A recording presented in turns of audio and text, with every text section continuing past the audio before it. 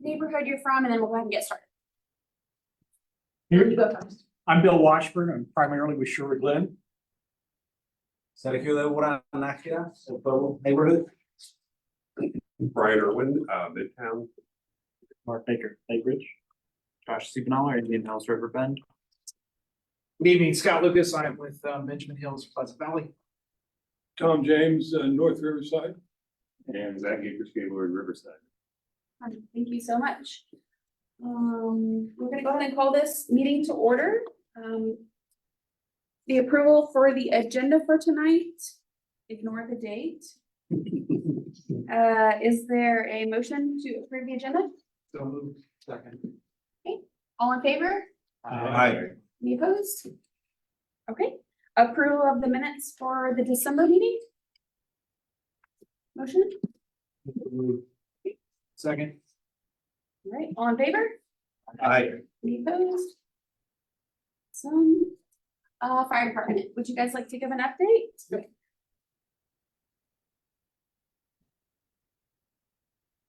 Captain Casey Hoschild, Firehouse number 3.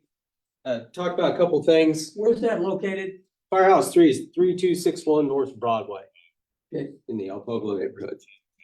So we have had a uptick in fire activity, especially at the recent cold snap. Just this morning, we were at a garage fire over on Fairview, just off of 21st Street. A lot of these were having problems with heating appliances, whether it's heat lamps or plug-in space heaters, things of that nature. We try to reiterate it all the time, but any of those appliances that are going to put out some kind of external heat cannot be near combustibles. So whether you're trying to keep a dog warm and bedding, or in your house, you've got that space heater next to furniture, any combustible items, paper, newspapers, please move those. Pay attention to what they're plugged into. If they're plugged into a power strip, that's probably best, but keep in mind those can get overloaded. The best thing we recommend is if you're going to plug in a space heater, plug it directly into the outlet. If you've had any problem with your electricity in your home, such as you've had faults with the breaker box, anything that's concerned you over the past, couple of years, be very aware of what you're doing when you plug those space heaters in, because they can overload the electrical system itself. We can have an attic fire. Chimneys are another big deal right now. Firing up the fireplaces. We've had 2 so far today, I believe, that were caused by creosote. That's a chemical built up from the burning of the wood inside the fireplaces. If you don't get that cleaned out at least once a year, you will fall prey to a chimney fire. Also, those of you that don't have an actual stone or masonry fireplace, you may have chimney flue pipe that runs through. If it's not triple walled like it's supposed to be to meet code, or if it has separated any of the joints, you can have a fire within that surround that goes around the chimney flue. So keep that in mind. Those are important things to get inspected. Beyond that, the District 6, I believe, was 400 and some incidents. That's fires, medicals, everything that we do respond to.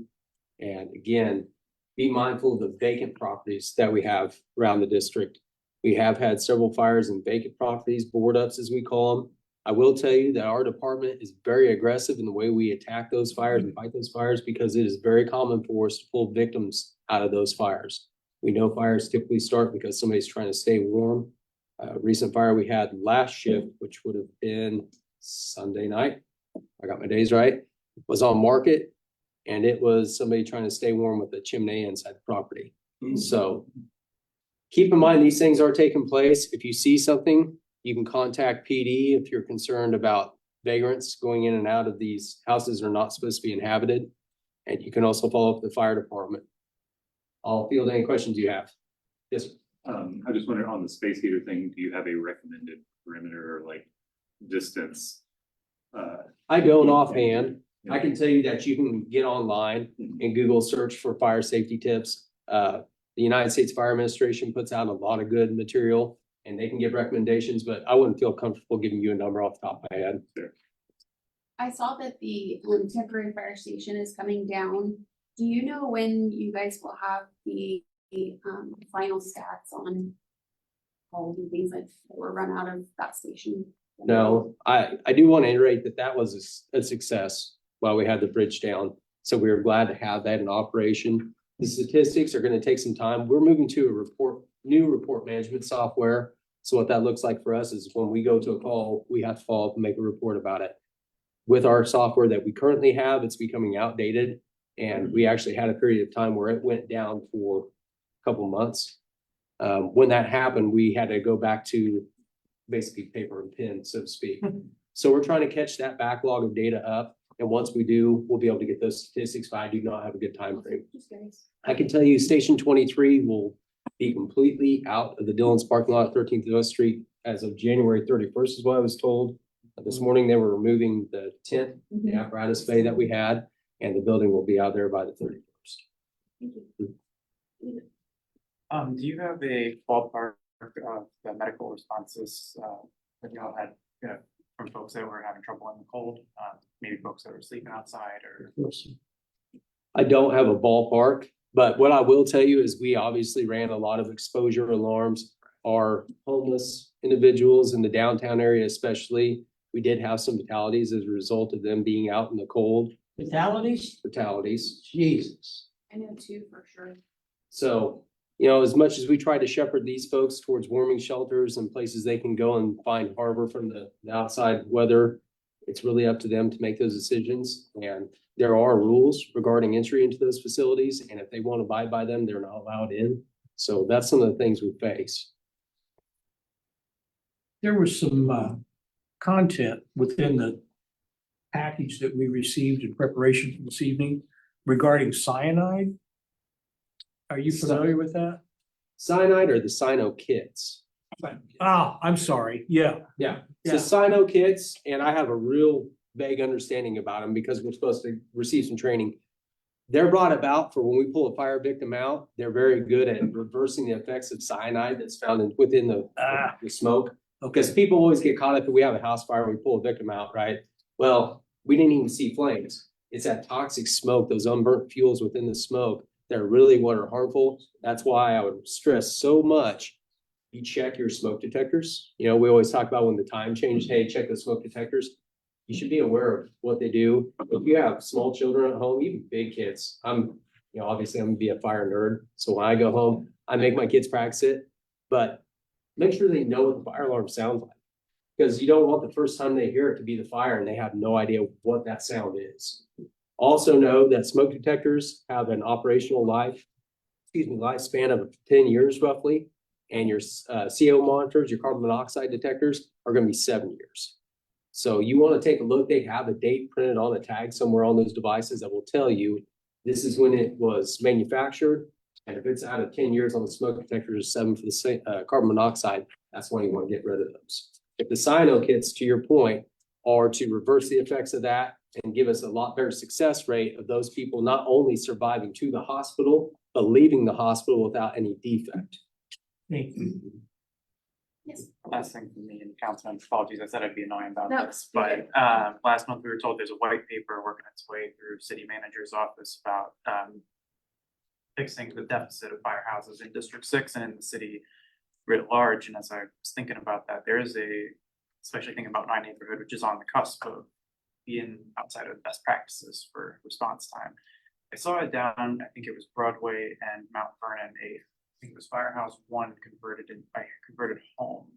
And so I think that's something I want to put out. Are you referring to Santa Fe, Mount Vernon, the old Firehouse 6 maybe? Yeah, by the recycling plant, the recycling place down there. Yeah, Okay, that's you're talking about a exactly different one. Okay. But for cost effectiveness and getting that firehouse quicker, that was something that I want to make sure that was brought in this space as well. Well, I can't speak to that. That's an administrative procedure. So obviously that's what my pay grade is to say. But I know they're looking very hard at places that are gonna, again, meet those best practices, the standards of coverage that we want. We want a 4.5 minute response time anywhere in the city for a large apparatus, meaning our fire engines, trucks, rescues, those kinds of vehicles. And they're gonna arrive with, preferably 4-person staffing, which is what we have on my engine company up here at Firehouse 3. That allows us to go to work more efficiently and get some of our tasks accomplished more rapidly to affect the outcome and make it better. But I know that they are working on that. And again, that's something that we don't have a time frame for. Any other questions? You guys are heroes, in my mind, for real, for real. Nobody's written a song and said F the fire department, right? I haven't gone looking for it. Maggie can tell you, I was shocked to learn of the physical problems firefighters have because of the coating of, on your equipment, on your. The bunker gear. The stuff you wear, yeah. I mean, there was a whole list of, early deaths of fire, there's gotta be something, somebody could do it, no? So, and Councilmember Ballard can help me here. Yesterday, we issued a proclamation, declaring January Cancer Awareness Month for firefighters. We do have, obviously, a dangerous job, just as those folks in the back do. We subject ourselves to a lot of carcinogens, chemicals, again, all those unburnt fuels within the smoke. When we get done with the fire, we do have a practice established to decon ourselves, which is we'll rinse ourselves off before we peel our gear off, try to do the best we can to remove any of those toxins, but that stuff will leach through the gear. And then we have learned in the past year or so through various amounts of study and research that our gear itself contains chemicals that are known carcinogens. They call them PFAS. And so those are leaching into our skin as well as we're wearing the equipment to try to effect the rescues and do the things we do to keep the community safe. We do have an understanding. It's really, really brief in its research, but we know that that gear that we wear, as quick as we can get it off of us, is best. And we know where we need to wash and try to make sure we get back to the firehouse and rinse ourselves off. But today has been a day as Firehouse 3. We're typically not as busy as some of the inner core fire stations, but we've had a day where we've had 2 working fires. We've gone to a lot of obviously broken water pipes within these buildings. So we've been in our gear a lot today, and we're mindful of that. And my job as a captain is to make sure that my crew decons and tries to do the things on their day off, as well as eating healthy to try to keep us healthy. Something else I will point out, 2 things to speak to that. Number one, obviously, either of our jobs or anybody in public safety, healthcare, physical fitness, those things are very important to us. So if you see us at a gym working out, it's because we have the permission to do so. We've worked it out with whether it's YMCA or whoever that might be where we're working out. We're doing that to maintain our health and safety. Some of us are lucky enough to have some gym equipment that we purchase and put in our firehouses to try to maintain our fitness. Beyond that, we also try to make sure that the meals we eat, that we're going to go back and eat tonight, are as healthy as we can make them. We do buy that out of our own pocket. So just to clarify some misgivings the community has sometimes when they see us at the store, we're spending our money. We're not trying to waste your money, I promise. I love seeing you guys downtown live. It always makes me feel good. Appreciate that. And sometimes we're in the right place at the right time when we do that, so that works. Yes. Any other questions for the fire department? Great, thank you so much for Thank being you. here. Thank you. Police department, you're up.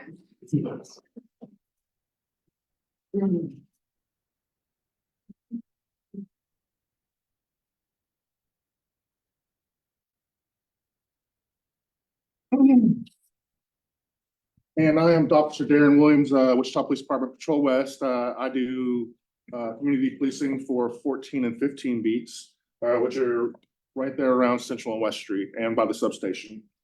Some of the things that we've had that's been going on, we just finished up WPD for shelters. That's where we get gifts for the kids in the domestic violence shelters. We serviced about 300 to 350 kids, and that's all throughout the year for getting them gifts for Christmas, birthdays, or just to ease them when they come in to the shelters. One of the other things that we have coming up tomorrow is Second Chance Thursdays, where we're going to help the citizens who have problems with their driver's license or traffic warrants that can come here and actually get it turned back over so that they can pay them and start working to getting the driver's license back. So that'll be going on tomorrow, actually here. Also, we had a complaint that came up at 3000 West, in the area of 3000 West 2nd Street. It was where an individual who was basically working on cars in his front yard. And at one point in time, there was probably 20 plus, in the front yard and the backyard, all over the place, which you kind of start seeing that now a little bit in neighborhoods. But we did a special assignment with MABCD, and we've been going back there pretty much every day trying to get them to move all the cars. And we did a special assignment last Thursday where we impounded 11 cars. Now, with the 11 cars, each one for the pickup and drop off is roughly about $380. $35 for each additional day. So with those cars being gone, that's a pretty penny for any individual who's trying to run a business out of home. So directly after that, I also contacted some of the other neighbors in my area over on 15, and they told me where there was another location where it was going on at. So we'll be going over to that one next. And so hopefully people will get the idea that they can't run businesses out of their house fixing cars. And what, You guys worked really hard on that, and I really appreciate that because, I mean, this has been going on for like, I don't know, probably a year that the neighbors have been reaching out to me, and so it was quite a process, and I really appreciate. it was I something know you guys try to work with him a lot, and we ended up having 2 arrests out of there. It got a little nasty at one point in time, so, but we understand, you know, he was passionate about the vehicles that were there, so. And then we had a shooting today in the 5800 block of West Kellogg. What we've been trying to do is do more partnerships with, whether it be MABCD or whether it be fire, or whether it be both of them at the same time. And so we were doing a special assignment today in the 5800 block of West Kellogg over at one of the motels that we have, you know, some problems at, and it needed some upkeep. We went in there to go and check the fire alarm, check the electricity, check the plumbing, check everything. So we went in there. Prior to us going inside, they actually had a shooting that had occurred inside. So we had to switch from one mode to another, run inside and go and take care of it.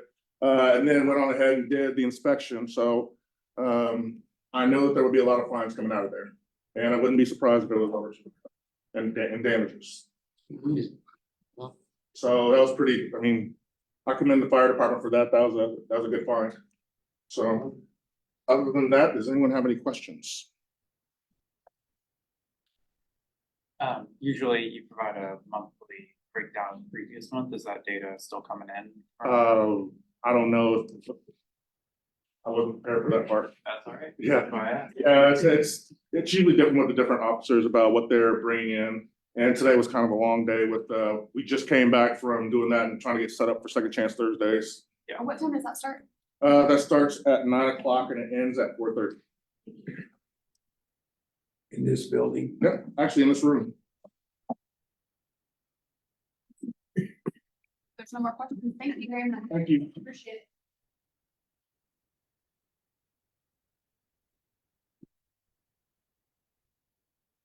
Hello, I'm Officer Soto. I'm the community police officer for beats 48 and 49.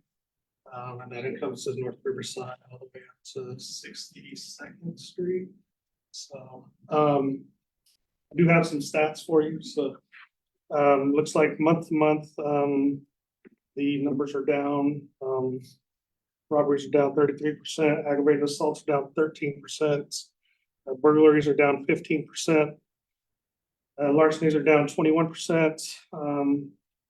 Larceny from auto are up 23%, and auto thefts are up 9%. I did want to speak about the auto thefts. You didn't know there's a trend that's going on involving Kias and Hyundais, more specifically Kias though, for some reason.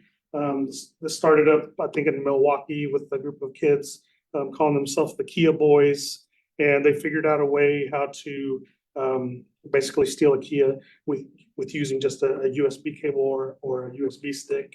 That was put on TikTok. That's how a lot of people learned about it. Yes, sir. Correct. Is a TikTok trend. Yeah. So basically, I had noticed several in my area where I work. Specifically, there was 4 that were stolen, 2 attempts. There was 2 arrests made in early January of some 2 juveniles. And I called our auto theft section today to see if there were any more since then, specifically where I noticed they were at. And they said since those arrests, no, they did notice 2 more out on the east side of Wichita, but they don't believe that it's related to this group that was arrested. So, in speaking with them, they did advise, if you are a Kia owner, or if you know someone that's a Kia owner, a lot of the victims, are having problems with the insurance covering, the damages that are done to the vehicles. So just call your insurance and see if what coverages you would need if it was to be stolen or damaged in an attempt to be stolen. She also recommended that there was a couple of devices, one called Ravelco, and it's Ravelco, and it's basically like a second key almost. It plugs into the vehicle, and without it, it cannot be started no matter what. So, and just doing my own research, I noticed that there's a steering wheel locking devices such as the Club. You may have heard of that, or even putting in a GPS tracker like a AirTag or a Tile into your vehicle. But preferably, I would prefer if you have a Kia just to put it in your garage if you can. That way, no one can get to it. So, does anyone have any questions on that? Or any? Are a lot of these auto thefts and larcenies happen in residential areas, or are they along commercial stretches? The ones I've noticed are in residential neighborhoods. And I know Officer Byers has been going up and let people know as well, and he works Midtown area. So Any other questions? that's my lieutenant in the back, Lieutenant Camp. So sorry I didn't introduce. Awesome. Okay. Thank you very much. Appreciate it. Okay, library report.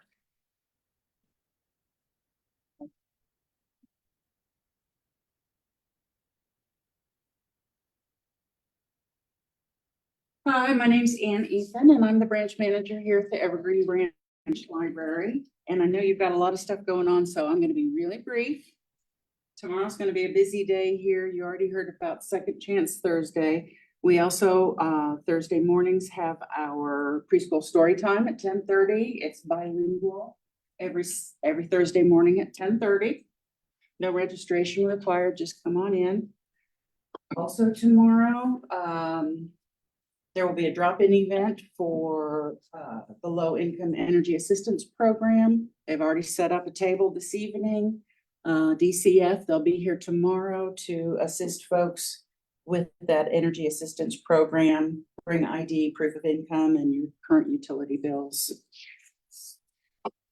And last but not least, I also manage the Maya Angelou branch, and one of the things that happened this year is we were able to add a degreed librarian position to the Maya Angelou branch, and Parker is our new Maya Angelou branch. This librarian, and in another week or two, we'll be able to expand our hours of operation there. I know that's District 1, but it's a big deal. And They need to read in District 1, yeah, they need to read more. well, we all do. And also, the Walters branch that's District 3 has also gotten a new librarian, and they will be able to expand their hours as well. And that's all I've got. Any questions? On your low income utilities project, is that a monthly, like every month, every Do week? you know Is there a anything about it? pacing for that? So that's through DCF, the Department of Children's and Family, and they usually start that program at the beginning of the year. So it's January 1st until they have different deadlines. It's usually around March, April, but it's an ongoing program, and it usually happens every year. Information on our website, on library website, from website. I will share some more information about the event tomorrow and more information about the program overall. I will send you guys an email as well. Good. I just wanted to tell you one thing. Jamie the director of library did I know you know that, I was just fine off. She did a update for us at City Hall, and I asked her if she would put together a video. I don't think a lot of people know that with your library card, you can read the Eagle for free. So when you read all the comments and it's like, what's it say? I can't read it. It's like, I just want everybody to know that with your library card, you can read the Eagle and many other newspapers for New free. York So Times. I asked her, I said, you should just do like a small tutorial, because I think so many people, if they knew that. I mean, it's not the same as holding the paper, which I like to do, but I just think that is a little tidbit that I think more people should know. So anyways, I asked her if she would just do like a little tutorial video. So hopefully we'll get one of those soon. Beg pardon? From your home. From your home. I log into the New York Times every morning to play the, Wordle. not the Oh, Wordle, no. Spelling bee. spelling bee. I play the spelling bee every morning. Yeah, so you do, with the New York Times, you do have to log in every day. You have to set up a free account with them, with your email address, and then your access expires every 24 hours. Then you just go to the library's website, get to the place, log in again. And, yeah, I don't generally read it for the news. I log in for the game. Okay. My wife and I brought our kids in last month to apply for passports, and the staff here made that incredibly easy, and I want to thank you for doing that here. It was really nice to know that that was an offer, a service you offered, but it was also extremely helpful, and I would encourage anybody that Yeah. is looking for something like that. They do it really great here. If you are applying for a new passport, yeah, we can help you. You just call us if you have questions about the paperwork, what you need to get, what you need to bring. You guys are heroes too. I remember when the FBI wanted to get information about what we're reading. You stood between them and us. Thank you so much. Thank you so much.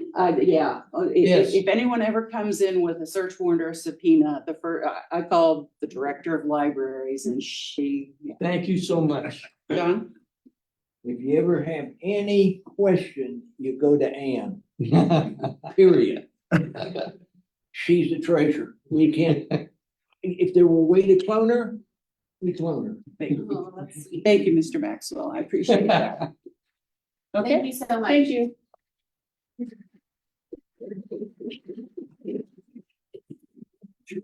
Yes, yes. So this is the public portion of the agenda. Anybody who, we don't have any scheduled items. This is a portion if anybody wants to discuss anything. Public has 3 minutes to do so, and this are pertaining to items that are not already on the agenda. So we don't have any scheduled items. Is there anybody here that can speak on the off agenda items? And sir, you My have, big fat mouth, okay? all right, and sir, you have 3 minutes. All right. You want to state your name and address for the All right, record? I'm Bill Anderson. I live in Maggie's district, 1227 Jefferson. I want you to support a resolution released by the Carter Center asking for a ceasefire in Gaza. I read this last week at the city council meeting. I'm here today to ask you all to encourage Maggie to support it, to encourage Maggie and other people to support it. It's very simple. I've only made a couple of changes. The first was at the end of October. They said last weekend, but it was for clarification. I started at the end of October, and unfortunately, the numbers of deaths have greatly increased since, because this was written at the end of October. So we've had 2 months of more than 2 months of more killing. It's 4 paragraphs. I'll read it quickly, but hopefully, so you can see it or understand it. At the end of October, Israeli forces moved into Gaza and intensified their devastating attacks. Israel, like all nations, has a right to defend itself. It also has the obligation of proportionality under international law. Violence will only beget more violence. We urge all parties to agree to a ceasefire.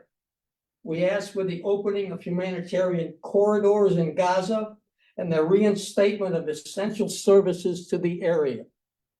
We urge the immediate, safe return of all hostages, and we call on both sides to abide by international law. Hamas is responsible for the horrific October 7th massacre of more than 1,400 innocent people in Israel and the taking of more than 200 hostages. And the innocent people of Gaza are now unfairly suffering from the ongoing conflict and the acute humanitarian crisis that has unfolded. Israel's devastating strikes have killed more than 22,000 people. That number needs to be revised up. It's more now. We all know that. Overwhelmingly civilians, including over 8,000 children. Again, that death has gone up. Those numbers have gone up. Tens of thousands more have lost their homes, and the entire population urgently needs medicine, food, water, and electricity. We call on Israel to enable essential services to reach Gaza so lives can be saved. With 2 more paragraphs. We also decry the rise of anti-Semitism, Islamophobia, and anti-Palestinian sentiments around the world, which is spreading fear, through hateful speech and acts. Dehumanization is a gateway to violence and must be condemned wherever it arises. Collective punishment is contrary to international law. So is the murder of civilians. The violence must stop now. There is no military solution to this crisis, only a political one that acknowledges the common humanity of both Israelis and Palestinians, respects the human rights of all, and creates a path for both societies to live in peace, side by side. I fervently ask you to support this call for a ceasefire. Please consider, this is the most balanced statement I could find. We got to do it. Israel couldn't do it without the support from our government, militarily, financially, and diplomatically. We are involved. It's our government that's up to here with it. Anyhow, please consider. Please consider. All right, do we have anybody else who would like to speak on an agenda item this evening? Most likely. Councilmember Ballard, I will turn the meeting over to you. Okay, we're gonna move on to new business. Update on Canine Rooster Dog Park.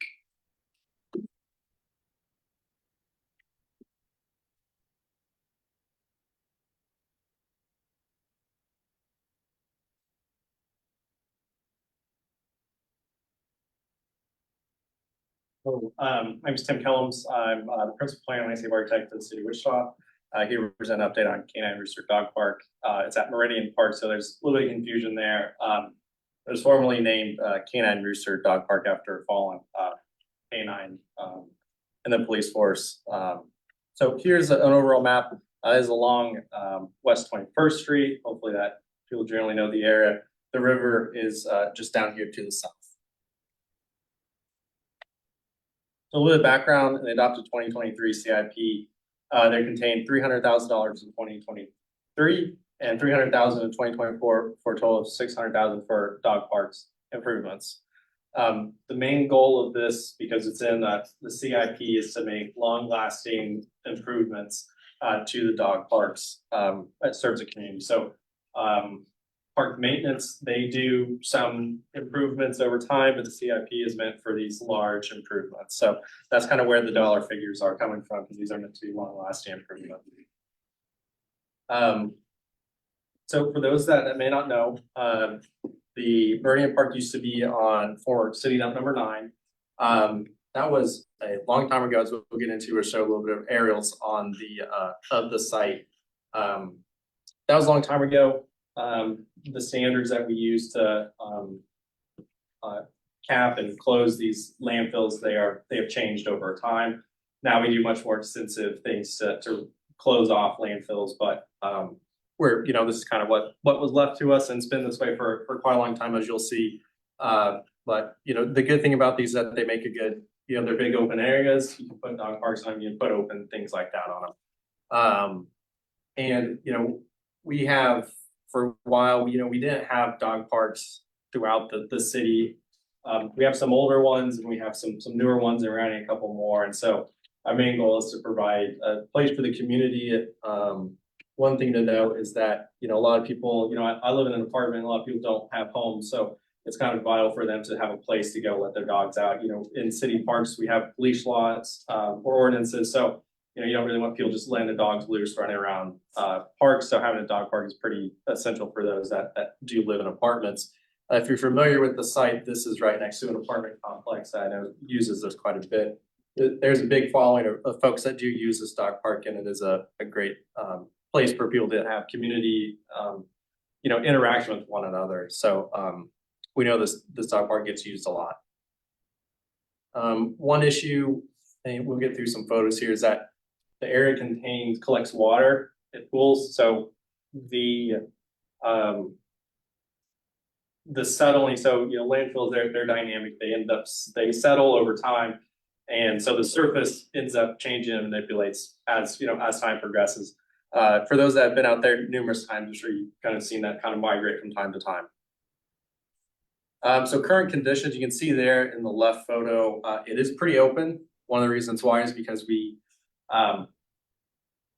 Kansas is part of health and environment. They don't really like when we put trees in dog parks.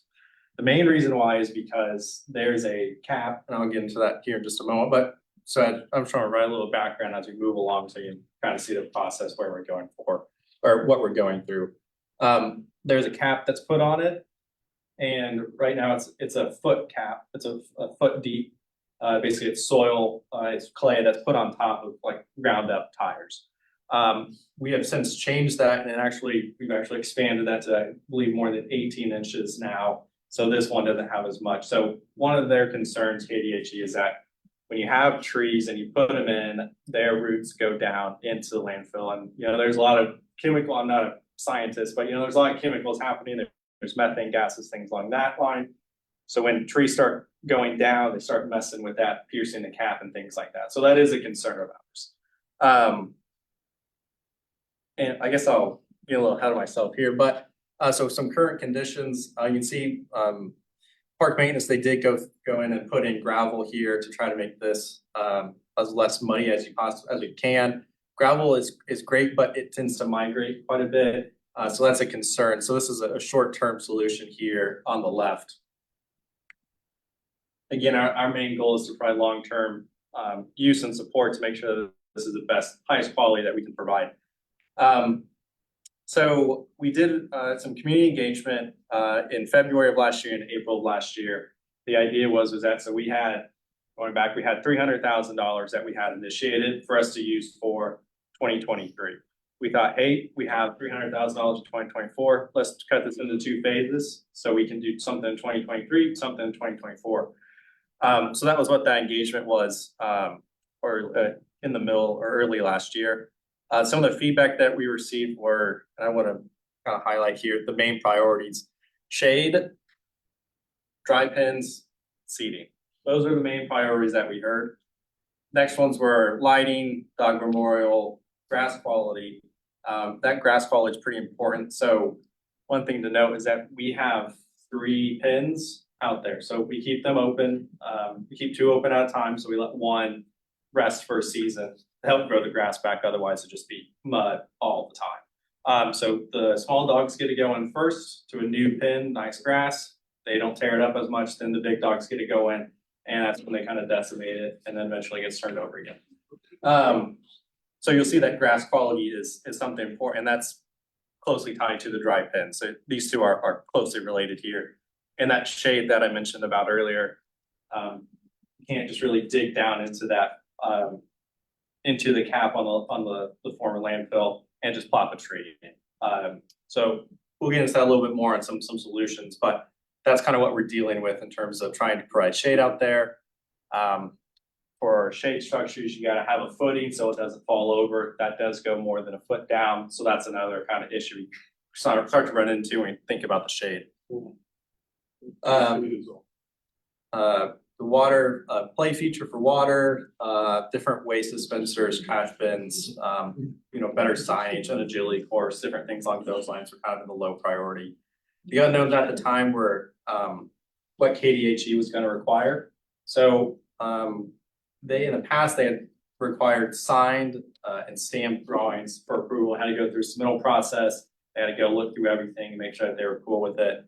And we didn't know the exact boundary of the old landfill. Since it was done some time ago, you don't have completely accurate records of exactly what was going on because, again, it's been going on for quite a while. They don't want you to do core samples? We do. We're doing some core samples, but as we're getting into this, but so from January to June of 1997, the low spots were filled with a mixture of tire, sand, and 12-inch cap was on top with clay and 6 inches of soil, which, but it's not really that deep. Today, had 18 inches, yeah, so over 30 inches, so you can see there's a big difference between 30 inches and 6 inches. Between having some distance between the soil and then the material beneath. So in 1950, this is an aerial, you can start to see a lot of work, a lot of activity going on the site. Again, they're kind of going into the river here. Once we get to late 60s, you can start to see a little bit less work along the river, still some activity going on. You start to see they're starting to get ready for the neighborhood to come in. Things are starting to get graded a little bit more. You can see the road coming in. In 74, again, you can see still more activity going on the site. You can start to see the home activity for the home starting to come in. There's another one here. Yeah. But once we get to 97, excuse me, you still see we're still seeing activity going on over here in the landfill. So over time, this a lot of things can happen in the 40 years that things are happening over there. The present day, and here's the rough boundary of what the landfill is based on those aerials that we looked at. Again, we don't have photos of exactly what they were doing out there. We didn't have records of what the heck are you guys putting in there. The way that I understood it was that they just kind of pulled up and you just kind of dump your stuff in, and not the way that we're monitoring landfills today. So this is the general area. You can see, I'll bounce back to 1997. You can't see this too closely here. There are some trees coming in, but a lot of these are volunteer trees, or if they were planted, they were not supposed to be planted. Things kind of happen over time, and back then maybe sometimes people don't ask for permission to go ahead and put things in. So that's kind of why we have some of these existing ones here. So again, as I mentioned, there's 3 pins here. This is the largest one. That's the one that we're seeing quite a bit of activity and erosion, erosion and settling over here. This is the entry area here. Along the perimeter, we do have some activity. I know some of the folks that live in this neighborhood do end up walking through a couple of gates that we have over here. So we ended up meeting with KDHE to receive guidance on the improvements that we were planning to do. Again, our intent or our thought at the time was, hey, we got to have stamp drawings. What do we have to do to get that done? Our goal was in 2023 is, hey, let's try to get this phase 1 going as much as we can. We're going to try to get as much improvements in so that we can make it as usable as possible and come with the phase 2. So what we learned that no permit was needed unless we dug in excessively into the landfill or open the landfill. There's methane gas that builds up and can be released if it is opened. So there is some concerns there, without totally going in and messing with it. We don't know exactly where all these little pockets are. Hopefully they're, everything's all good and cool. But as we're starting to get into this a little bit more, trying to think about, do we need to get in there, excessively dig, and what does it mean to temporarily open the landfill? So trees, gravel, pipes, irrigation is generally okay. But again, if you start going below that one, that foot, you start to get into needing to open it up temporarily. But the great news was that they said, well, if you put trees on berms, we're okay with that. That makes sense. You start building up berms, you can plant trees, doesn't go down into the cap. Could be a win for everyone because we are able to put in shade. So that was a great thing that came out of that meeting. Drainage was important to KDHE again. Things are settling. They don't want water standing out there. We don't want water standing out there. No one wants water just standing out there. And a temporary reopen permit would be required if we did need to get below that cap. So some things that would be required if you need to go below the cap: moving fence posts, things like that. Any footings need to go in. Those need to get, most of the time they need to go below frost depth. Again, that's beyond the 12 inches that we would need to get into. So with talking with city staff, there are currently oversized irrigation heads in the park, and they do not adequately cover the grass. So typically what we like to have, for those that have know about their irrigation system usually like to have head-to-head coverage. So that basically means that coverage from one irrigation head is basically covering another irrigation head. That way you're not getting spots that aren't as watered as much, you're getting more coverage. And so right now, because there's some budget limitations, or that was really the only thing that we could get in at the time was these larger irrigation systems. Or sprays that kind of spray in, the bigger they are, the more distance they start to move with the wind. So you're not getting accurate coverage compared to what we like to see on our irrigation. The double gates on the north end and the middle pins would help maintenance. That helps them get in and out a lot faster. So we're not seeing a bunch of mowers out there all the time, helps keep people in the dog park. The water fountains need to be repaired. They're showing their age, and they're right near the entrance. So sometimes people like to just leave the water on or push the water, try to fill up water, things start to spill or things like that. You can start to get water collecting around the entrances, which again, kind of adds to that bumpiness. So moving them away from the entrances, we think is going to be a good way to move that, kind of address that. We're also putting in a drainage system if we can to get the water off as fast as we can. The other thing is that the gravel tends to kick up and move. So I'm talking about there's stabilization mats. I brought some samples here, and I'm happy to pass it around if anyone would like to see them. But basically the main thing is that they end up moving. They can move as they're settling, they can move. The idea is that they keep the gravel in one place without letting it move around. I'll show a photo here, I believe. No, it'll be the next slide. But they added a lot of, park maintenance added a bunch of tons of gravel out there. When you think about a ton, you think like, oh, that's a lot, but it's actually not a whole lot. And so you can see we added some in June, added some more in November to the southern entrance, and due to settling, the spots migrate. Park maintenance has gone out there multiple times to try to fill these low spots, but they end up chasing them. So we feel that adding in something to help keep the gravel in place so it doesn't move is going to help make sure that the gravel stays in place and becomes less of an issue. So it can help stay and kind of accommodate for the low spots moving around. You can see here some photos. This was from June. This is from November. You can start to see that some of these areas are still there where they, really you'd have to cover a lot, basically the whole thing in gravel in order to try to address some of these low spots. And eventually they do get kicked around. You can see here, they do get washed away a little bit. You can see some gathering of soil right here. You can see this area here, so the main idea for us is I will note that this pin right here is the one that's not on rotation. It's being restored right now. So that's why I see lots of great grass here. Again, this is from November. You can see here, these are the pins that are open. Big difference between this nice green grass and this area where the large dogs are right now.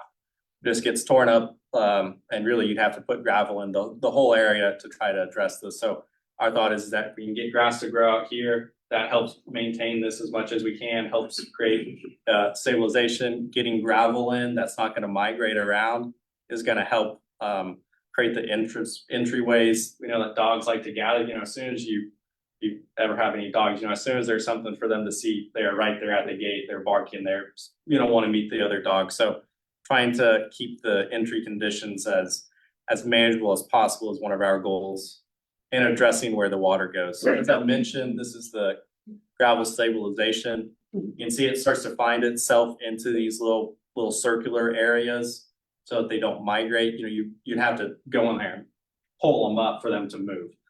Having circular areas, we feel that's prevents sharp areas for dogs' paws. They don't get cut up. It's nice and smooth. It's not going to be some sharp area that dogs are going to get torn up on. This is over Harrison, installing some type of fringe strain here to try to collect as much water as we can to keep it from getting, so we don't have to rely so much on the gravel if we can just avoid that to begin with. So originally our plan was in phase one, using 2023 funds, was to use irrigation, address some gravel, drainage system, move the drinking fountain and gates. we have to do the irrigation first, because if you put soil on top of irrigation, then the irrigation heads don't work. So you have to go and do irrigation first to get that head-to-head coverage that we're looking for, and try to address the gravel before we can start adding soil, trees, any level of concrete, hoping to put in some shelters. There are some ways to try to do raised shelters. There's Chapin Dog Park is also on a former landfill. And we found some success with having kind of a spread footing. So it's kind of hard when you have a giant pad for those to get flipped over, but trying to come up with some good ideas on how to keep the shelter without going too deep into the cap. We do realize that, or excuse me, I'll get a little ahead of myself. So the original plan was to have gravel in this entry here, different shade shelters. That's what these little boxes are right here, and berming on trees to try to lift this up as much as we can, so that we can put in those spread footings, get the trees in, and try to get away from having any roots that are going to impact the cap. Move the drinking fountains, as I mentioned, drainage system, and gates. So in August, we put out an RFP. That's typically what we like to do. Instead of doing the design up front again, we had that idea of we're gonna do phase 1, and we'll use money from 2024 to try to get phase 2 done. Try to do an RFP with a simple HAS plan, so it's health and safety plan. And that was required, that's what we wanted to have to make sure that they know what's gonna happen if they run into methane gas. You know, they're using, if anyone's familiar with a ditch witch, you know, it's going through, it's digging up soil to put in those irrigation lines. That's an engine or the motor, methane gas, those types of things.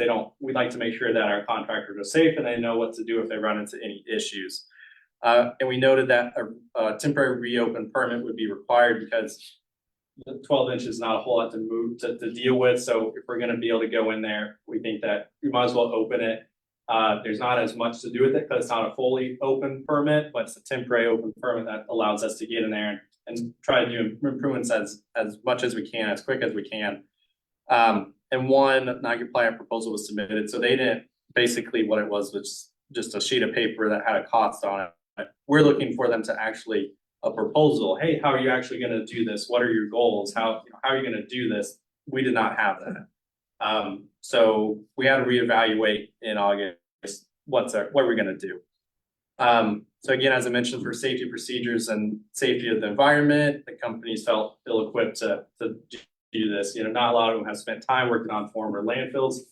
So trying to provide them as much information as we can with plans, detailed plans and stuff is going to make this a lot easier for them. And we feel that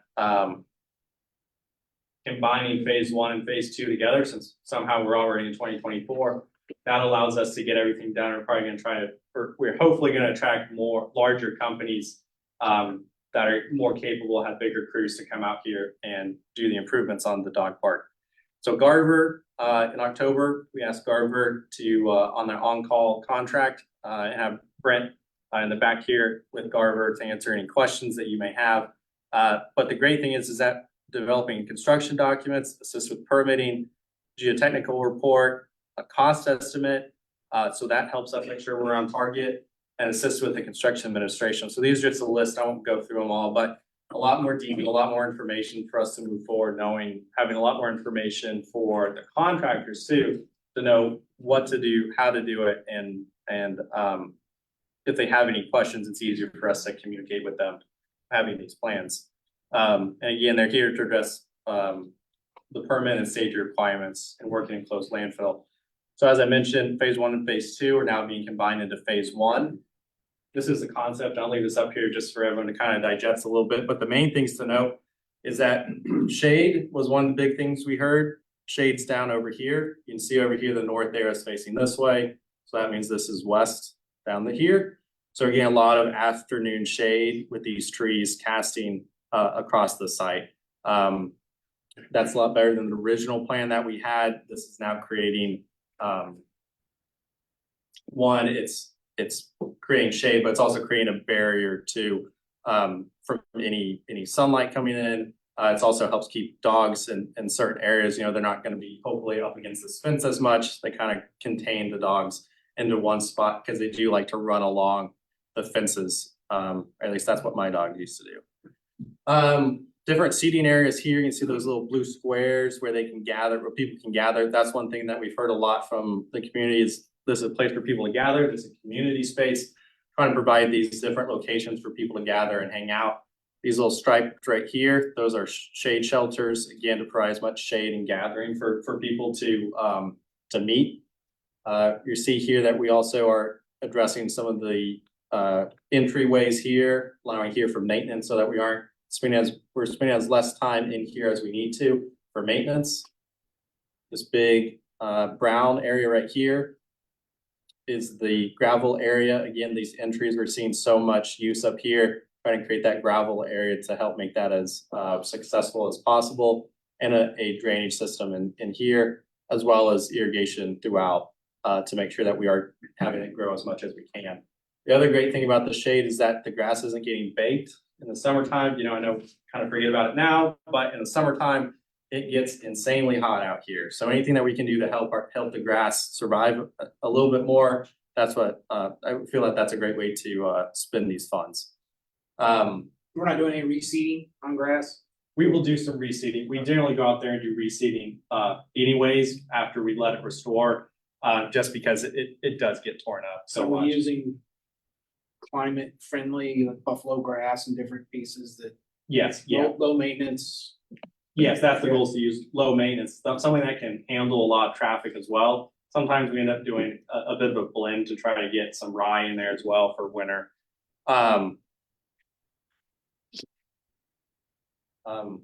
Again, you can kind of see here, these little circles, these are the berms. So again, creating something for, at least for the dogs to maybe play on to, as well as achieving that shade. Anticipated schedule, the goal is to initiate funds here in February. Since we're already in 2024, bid the project in April. Goal is to get set to bid in May, June, we start construction, and then get done around October, November. And I'll have you stand up for any questions. I'm happy to pass this around should anyone want to touch it. Anybody from the data have questions? Yeah, I mean, I'd like to speak a little bit more about the shade structures. Sure. I noticed one of the first two things that were, high priorities were shade and places to sit.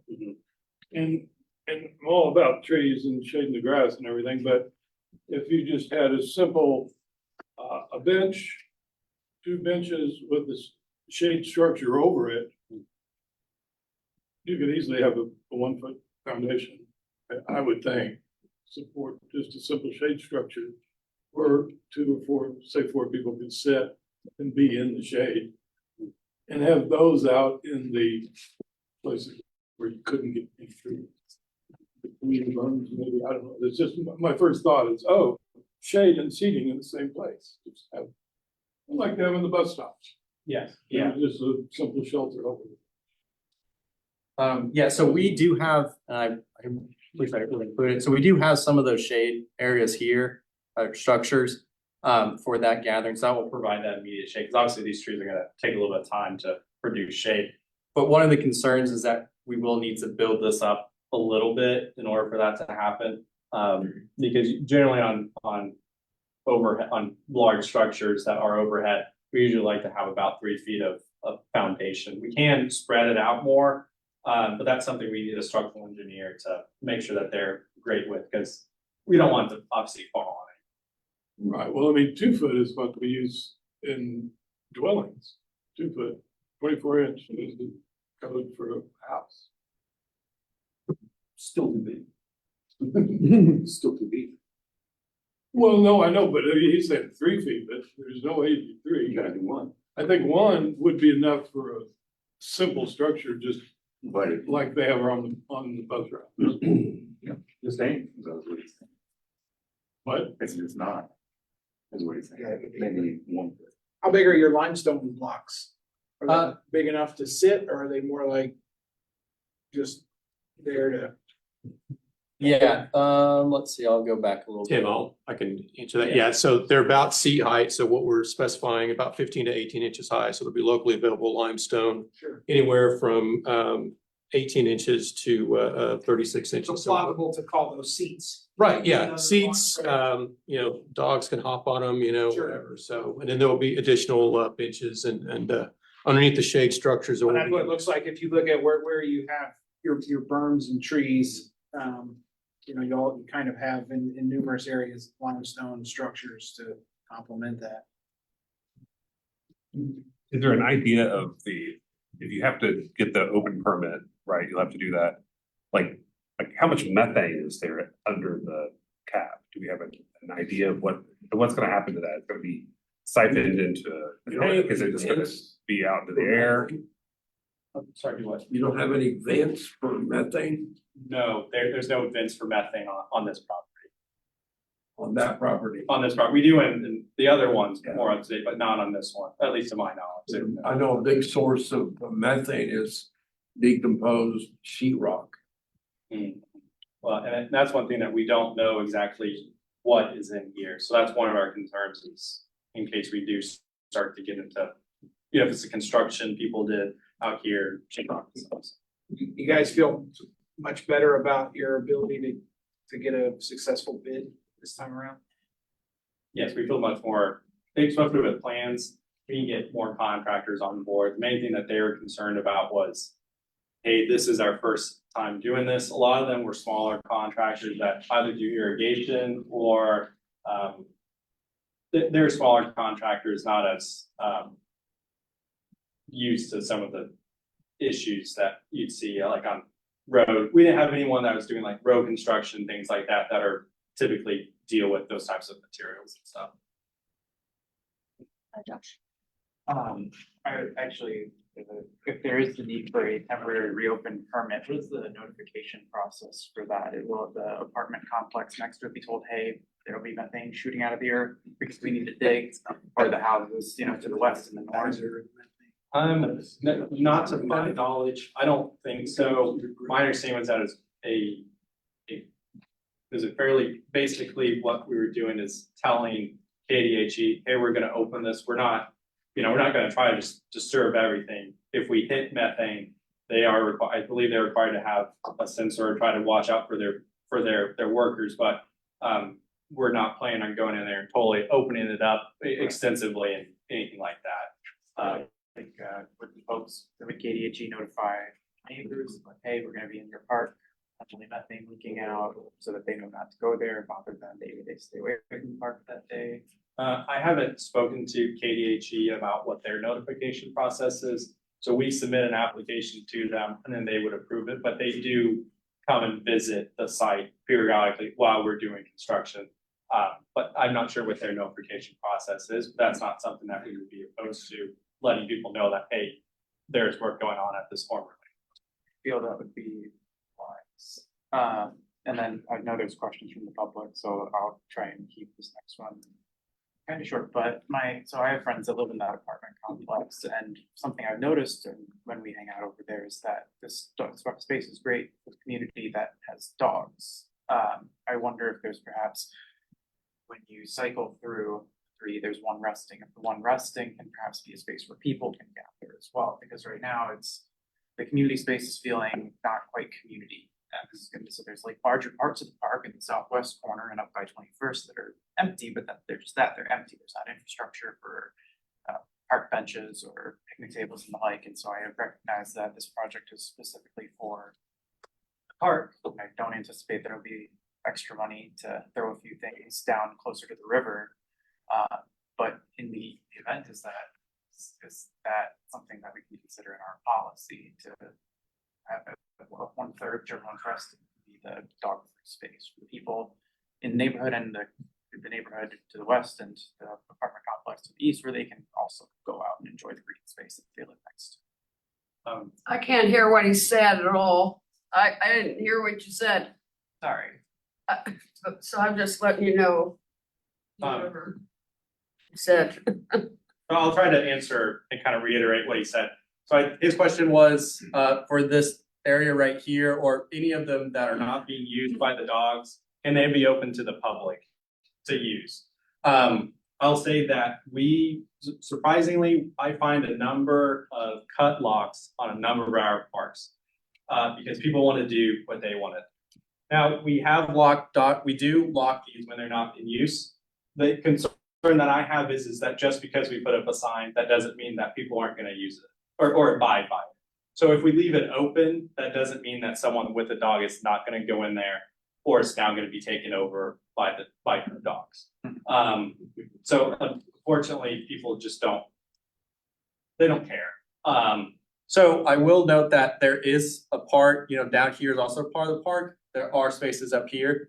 The money for this is for the dog park, but to your point earlier, other funding could be used to enhance and do something along the river here, or for people that doesn't conflict with the dog park. So I think that would be a great idea to help make this a little bit more people friendly too. Maybe they could get the owners of the apartment complex to add into the funding. Because So any it's a more plug. questions from the dad before we go out to the public? I just have one. Sure. For the shade, I know there's like a lot of challenges. Trees, of course, have words like non-tree, non-arboreal shade solutions. Like, at the zoo, they've got the chimpanzee exhibit with a really large bamboo garden, and that might be like a different solution. Taller grasses, things that don't have as deep a root structure, maybe they grow even more quickly, that could be part of that design solution. Overall, I think that was much better than it does. I use that dog park a lot. Actually, bamboo has a very shallow root Yeah. base and it's very hardy, dense. Yeah. Take over. Yeah, I mean, you might have other issues once you start doing that, but I wonder if there are non-tree-like shade things that could also be incorporated. I'll bounce that over to Brent, and I know he had some comment. Yeah, I'm curious how many people in this room have a dog that they take to that dog park. I've got 4 or 5, I go every day to that park. How many people here have a dog that use that park? 1, 2, 3, 4, 5. Wow. All A whole bunch of people with opinions, and about 5 of us right. Well, have experience with the park. work together on it. Good. I wanted to go back to your question about, what happens if methane is encountered and how it's captured. So part of our next milestone is next week, we'll give what we refer to 65% plans to Tim and the park staff. So that is, we'll have a lot of substantial design as a part of that. So what we'll do at that point, when they start the review, we can work with them. And I believe environmental services is involved in consultation with KDHE, putting together the health and safety plan that the contractor will have. Part of that will also be KDHE will review, and I'm not sure if it's at this stage or maybe at the end of the project. Towards the end. So KDHE will review those plans as well, and so they'll be able to look at areas that will identify that. Most of the improvements are going to be at the surface or above. So where there will be trees, we're going to build earthen berms 4 or 5 feet high that you can put plant the trees into. The shade structures themselves will be built on what are called slab footings. So they'll only be about 12 or 15 inches deep. And essentially, if the carpet here is the grass out there right now, we're going to build on top of that and then feather the grades out around it so that the shelters are accessible. But some of the things that could get into that cap that's out there right now would be trenching for the irrigation lines. So as a part of our services, we have someone working on an irrigation design. So KDHE will be able to see the extent of what the pipe network looks like for that irrigation system and how deep those lines might be. Generally, that's only going to be about 12 to 18 inches deep.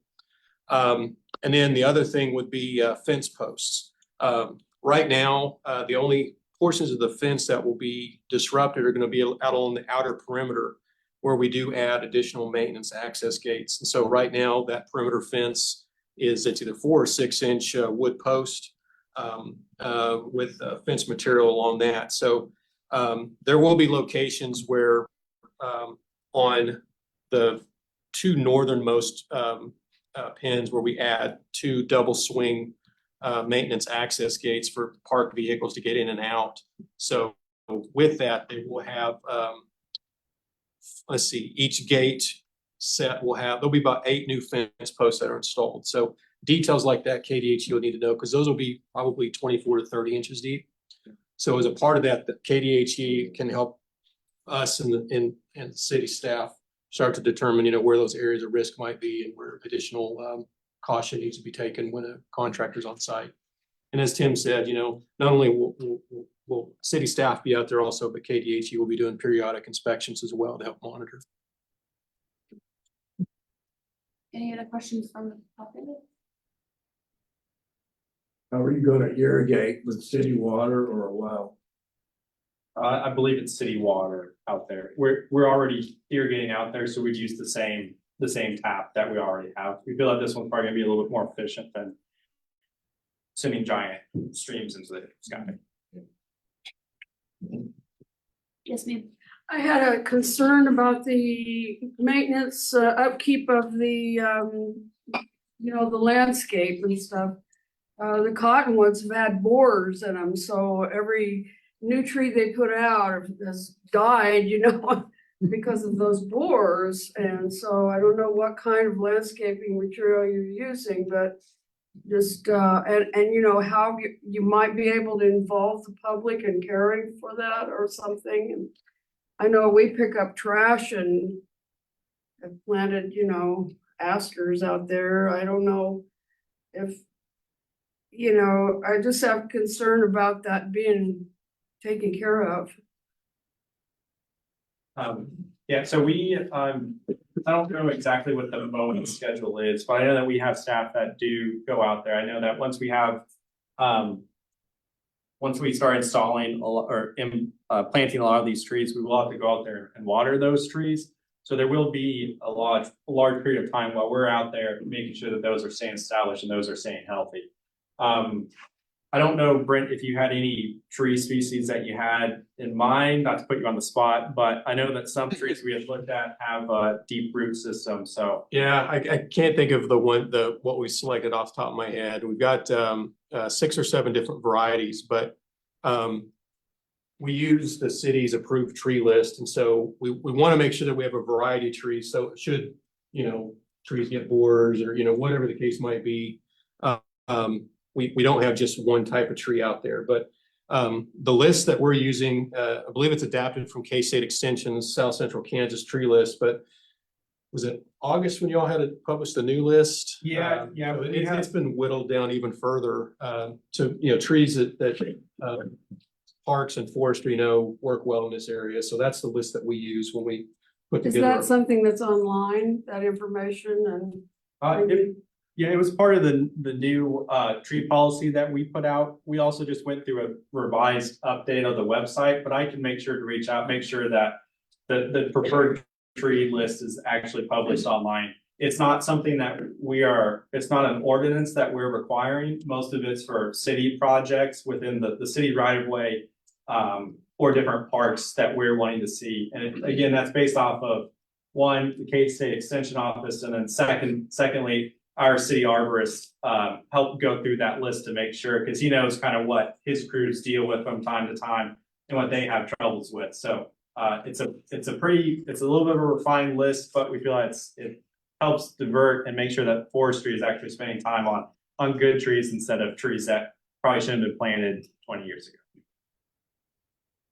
Awesome. Tim, thank you so much for the update. Oh, I'm sorry. Last question. When you were talking about the gravel situation, I would point out that I walk along the west side of that river by the opposite from the dog park. Okay. And I noticed that the river's been silting in quite a bit, and that it's been silting in even faster as a result of bridge construction on Avenue. They really upset the riverbed and all that, put a lot of material in. So if you're looking for gravel, the river's a good source. Rather than let it silt in and eventually become a flood risk, why not just get your gravel out of the river? You kill 2 birds with 1 stone, or save 2 dogs with 1 stone, or whatever. But you can reduce the cost of something that's really not essential to human life by getting gravel out of the river and not having to pay a contractor to bring it in from somewhere else. I did have a quick question, just technical question about that mat. How is it sealed? How do you attach it to the earth? Yeah, so just lay on there or? There's pins that in between that they poke down and to make sure that it does stay. The great thing about it is that these actually, there's different mats and they all connect together. So they all try to stay rigid. So it's gonna be hard to move one from the other because they're all gonna be basically a uniform system. Awesome. Thank you. Thank you so much. Okay, moving on to, conditional use 2023-0064. Thank you.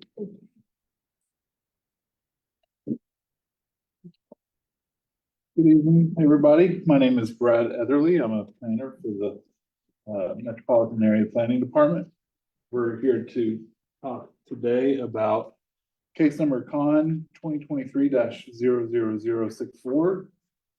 In this instance, the applicant is requesting a conditional use for a tavern and drinking establishment.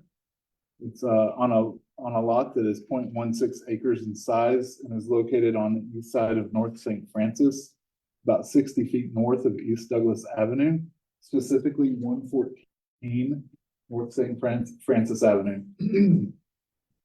This is developed currently with a 2-story commercial building. Right now, the site is vacant. Applicants are intending to use the rear portion of the suite as a place to serve drinks while patrons play board games. And I can maybe scroll down to the site plan just to show you. So it's a long building here. You can see where St. Francis is. Thank you, Anna. And they're intending to use the back portion. This is the alley and some parking back behind it. The reason a conditional use is being requested is it is required whenever a tavern or drinking establishment is located within 300 feet of a public park. And Natsker Park is located approximately 255 feet to the south. You can see.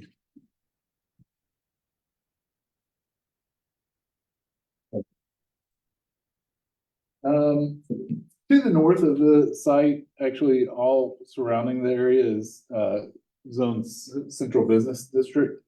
But to the north is developed with offices. To the south, you have retail, restaurants, multifamily residence, and an event space. On both sides, you have parking. Both sides, you have parking lots. It was platted as part of the J.R. Meads edition in 1870, and there are no other zoning cases associated with this property. However, it is part of the East Douglas Avenue Historic District that is entered into the Wichita Register of Historic Places, the Register of Historic Kansas Places, and the National Register of Historic Places. North St. Francis is a 2-lane local road with sidewalks and angled parking on both sides. Wichita Transit does provide regular bus service along East Douglas Avenue at the northwest corner of Douglas Avenue and North St. Francis Avenue. And of course, municipal water and sewer are already existing at the site. The requested zone change is in conformance with the Community Investments Plan, which recommends the subject site is appropriate for residential and employment mix. I can go to that page too, right there. You can see all the squiggly lines. And this category allows for such uses as tavern and drinking establishment instead of limited negative impacts in the heavily commercial neighborhood. It's also in conformance with the Wichita Places for People Plan. The requested use aligns with the design principles of Places for People by encouraging infill and redevelopment that is contextual to the environment. We feel that this is very contextual to the environment. And we also believe it's in conformance with the downtown master plan. The vision of the downtown master plan is that the downtown is a place that enables people to live, work, shop, play, and learn, all within a short walk of each other. We believe that this use would help accomplish that goal. Based upon the information available at the time, staff of the staff report, it's recommended that the request be approved, subject to the conditions listed in the staff report, and this recommendation is based on the golden rules. I do want to go through some pictures real quick.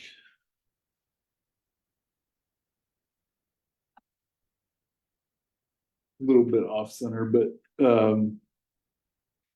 Anna, if you Here, can I can help, scroll. yeah. I can go ahead and do that Thank for you. Yep, so this is on St. Francis looking east at the building. And this is looking across the street into the parking lot. Oops, sorry. This is gonna be off the alley where the location is gonna be, and I think that they're actually entering into the premises from this door. And then this is a parking lot, it's got dedicated spaces for the site as well. I can tell you that staff has received no public comments on the application, but that at the January 11th planning commission, they did recommend approval. And I can stand for any questions. Any questions from Bill? How many existing tavern or drinking establishments are less than 300 feet Sure. away from Natsker Park at the current time? Sure, so it looks like there's at least two off of East Douglas, just north of East Douglas. And they have conditional use? Honestly, I don't know that for sure. They may be some situation where they've been grandfathered in or something like that, but they could have at least up to three. There looks like there's maybe a third, so maybe a little bit further than 300 feet from the park, but there are two that are closer for sure. One is a club where music is played, live music is played. So just a follow-up question to that, and it's not meant to be hypercritical. If 300 feet is not a standard that we want to adhere to, what is the minimum footage that should be applied for conditional use requirements? I'm not sure I understand the question. 300 feet, I don't know if that's an ordinance or what it is. Sure. But there's an established guideline or regulation that says we're not going to have a tavern and drinking establishment within 300 feet of certain types of entities. Sure. It's called. Sure. If 300 feet is not what we're going to adhere to, what is? So it's not that it can't be adhered to. So the reason we're here is because you can get that use within that 300 square feet with the conditional use, as long as the city council is okay with that. We feel that in this particular location downtown, next to the park, 255 feet away, we don't feel that this is with 2 to 3 other drinking establishments in the area. We don't feel that this is a terribly egregious use for this area. Maybe I can, because I think the same thing. Well, I don't know if we ever think the same. Well, I don't know that we'll ever think the same thing. You may think it might. I'm thinking on the same stuff. But I just wonder, like, is there some kind of mechanism, like, because, I mean, there's barley corns, there's homegrown, that's like literally, in fact, we have seeded space from Natsker Park to homegrown in order for them to be able to have their outside patio, which people should take in mind is still the park space, which is given over. They serve alcohol like in the park, right? So, I mean, is there like a critical mass of like exemptions where we just decide like, actually, maybe this doesn't apply here and you can just have a bar? It's a case by case scenario. And, in this particular location, there's probably not going to be a critical mass situation because it's downtown. If you're out in the suburbs, maybe you don't want a bar right next to where you take your kiddies to play, So not saying that kiddies don't play in this park, but that you're in downtown. Yeah. And there used to be a bar just right down this way from Kendall Electric. It was there, I don't remember the name of it, it's a long skinny bar that the door was on St. Francis. Sure. And I don't know for sure, I can speculate a little bit because I've talked to the applicant. I wish that they were here today. They're not here today by any chance. I've only spoken to them on the phone, but this is a situation where it's not. It's time to make a motion, I think. Well, it's literally just talking. Well, I mean. Just leave that.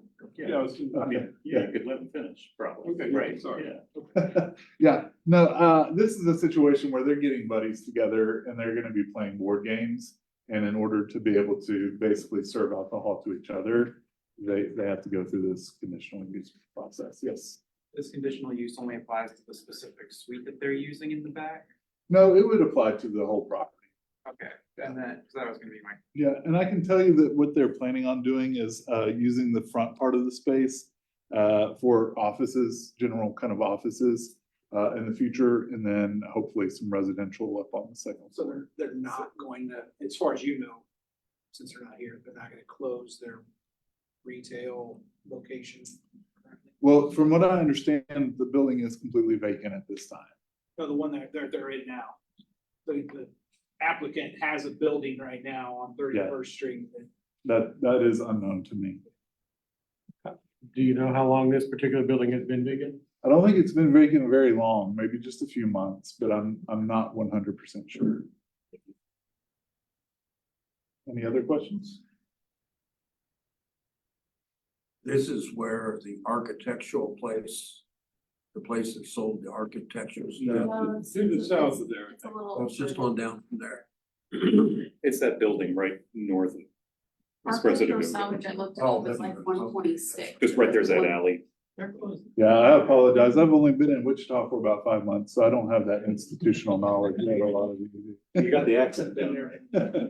Well, that's not Texas. Oh, and you know the name of the river. So I think I would make a motion that we accept this report. Okay, is there a second I'll second that. What is the motion? to approve? With conditions. Okay, we have a motion and a second. All in favor? I. Any opposed? Nay. Yeah, eight. Okay, now we're gonna move on to zoning 2023-00074. Yes, once again, Brad Etherly, Senior Planner for the Planning Department. Now we are discussing case ZON 2023-00074.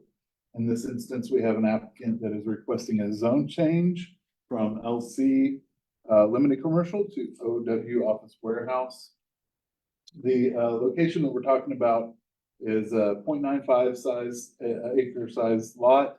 It is located on the west side of North Broadway. It is within 300 feet north of 13th Street North at 1451 North Broadway. Currently, the site is undeveloped. Looks like it's been recently demolished. The applicants are intending to use the site for warehousing for contractors. It's the old La Chavita's, just for anybody that isn't quite sure. Yep, and the applicant is here, correct? Yeah. And so, so he'd be able to stand up here and answer any questions that you might have also. The only development standard that would change as far as setbacks or building heights is that the maximum height allowed would go from 80 feet to 45 feet. I'm sorry, would you repeat that? Yeah, sure. We have development standards, setbacks, things like that, building height. The only one that would change from this zone change would be that instead of being allowed to go 80 feet in height in building, it would be limited to 45 feet in height. So it reduces the building? Correct. And if you could scroll down to the zoning map, yeah, thank you. The property north of the subject site is zoned LC Limited Commercial District and is developed with a restaurant and a retail store. Property to the east is also zoned LC Limited Commercial with a little bit of GC General Commercial as well. And it's developed with what seems to be a single family residence. Possibly they have some sort of shop there as well. We don't go knocking on doors to see exactly what's going on, but it's kind of hard sometimes. Property to the south of the subject site is zoned LC Limited Commercial and is developed with a single family dwelling. And the property to the west is zoned TF3, 2-family residential and LC Limited Commercial, and is developed with a park green space trail. This property was platted in 1910 as part of the Hartle Edition, with no other zoning cases associated with it. North Broadway Avenue is a 3-lane arterial with sidewalks on both sides. And municipal services such as water and sewer do serve the site. Wichita Transit serves the area with stops at the corner of East 14th Street North and North Broadway Avenue. So with this one, staff does believe that the requested zone change is not in conformance with community investments plan, which recommends the subject site is appropriate for commercial use. I don't know if you can scroll down, Anna, to the next map. Yeah, right there. The pink is for commercial uses, and warehousing per the code is considered an industrial use, which would indicate that the location is not appropriate for the requested use. We also believe that it's not in conformance with the Places for People plan. That plan calls for infill and redevelopment that is contextual to the environment. Staff believes the proposed use is not contextual to the environment. That plan would like to see, technically would like to see some residential there. Don't know if that's possible, but if it's going to be commercial, something that people can walk to, kind of incorporate to with the community. So technically by the plan, we feel that it doesn't conform. And then we also believe that it doesn't conform with the Midtown plan, which also looks for neighborhood serving businesses, including typically non-chain restaurants and retail that would be accessible to local pedestrians. I will scroll down to the pictures real quick. Thank you. Yeah. So this is on Broadway looking out to the site that, as I told you, that kind of demolished the building that was there. This is that funky place across the street. Can't tell exactly what's going on there. Maybe some sort of art project. And this is looking north, and then this is looking south. So based upon the information available at the time the staff report was prepared, it's recommended that the request be denied. But if it is recommended approval, there are conditions that we've listed for that case. And this recommendation is based on the golden rules. Staff has not received any public comments, and I can tell you that on January 11th, the MAPC did recommend approval based upon the other uses in the area that are currently there. And then I can stand for any questions, and like I said, the applicant is also here. What was the vote on the MAPC? Sure, I believe it was 11 or 12 to 0. It was unanimous. I think Question from them?